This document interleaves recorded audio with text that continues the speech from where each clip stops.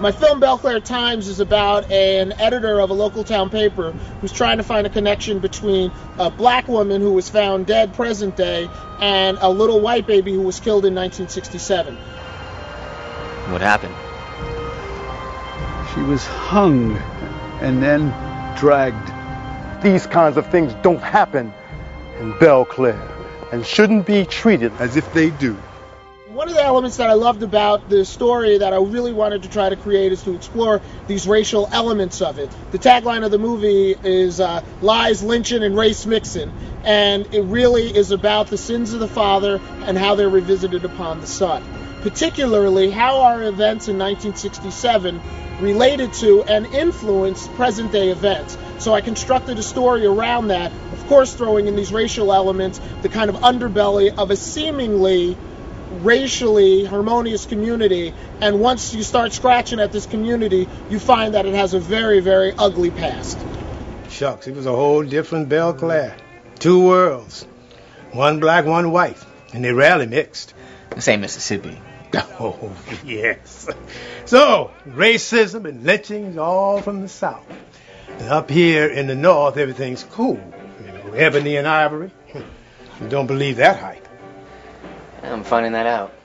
Well, the biggest challenge of the project was that it was a low-budget film, and a good portion of it takes place in the past, takes place in the 60s. So as a low-budget filmmaker, how do you make a movie with all the sets and props of a bygone era? And the way we decided, we took over a television studio, and we did it, as I like to tell everybody, we did it as if a small, poor community theater was making a movie about that. So part of the movie takes place on a television soundstage, and it really looks like a theater piece. So all the flashbacks are done in this particular way, and I knew it would either work or not work, and people seem to respond to it. So I think we really did a good job with it.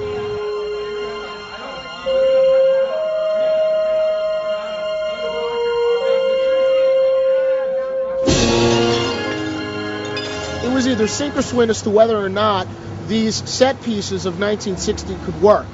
Fortunately, they do. People watch the film, they have no idea. A character says, oh, life was different in 1967, and suddenly we go back in time. And it's clear we're on a set. It's a stage, and there are actors interacting, and you see a window of a store, and it's just a window. There's no glass there. It's just a hint. And we also did some really cool rear screen projection to give a sense of what the environment was like. Well, we shot in HD, which is high-definition video. We chose that, one, because it's a new technology, and the second, because it was cheaper than film, and the quality, frankly, was equal to 16 millimeter, which is what we were going to shoot. Once my DP showed me a test of a film that he made, it was just very clear to me that this is what we were going to do.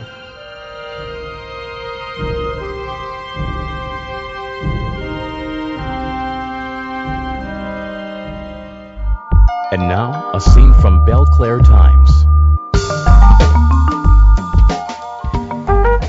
Here you go, boys. Thank you, Susie. It's nice here. I've been coming here since 1960. You used to come here with Devin? No, not with Devin. I used to come here and dance a bit.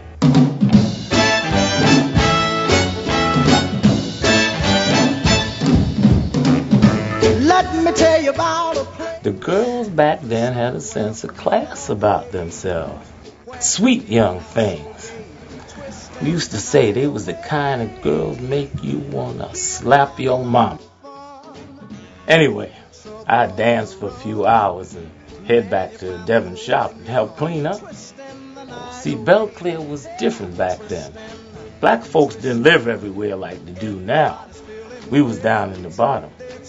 And journeying up here could be dangerous. You know, drive-by, people throwing things at you, just kids trying to scare you. You're late. Late? You'll be late too with that young Hopkins girl dancing all up next to you like she was me. Now, why would I think it was you she was dancing all up next to? Come on, I was just doing my little shuffle. Well, I hope it was smoother than that. This is the stuff you taught me. I ain't teach you all that. I'm telling you. I can't even do all that. That's your step. Nah, you want to see my step? What's your step? You want to see my What's step? your step? Yeah, my step's more like, Yeah, you got it. I'm going to hand the brother the broom. Oh. That's my step. Come on, man. We got work to do. All right. Come on. He was always on me, but in a good way, looking out for me, you know. I like that, but I like to shop even more. We will be right back with more of Take 3.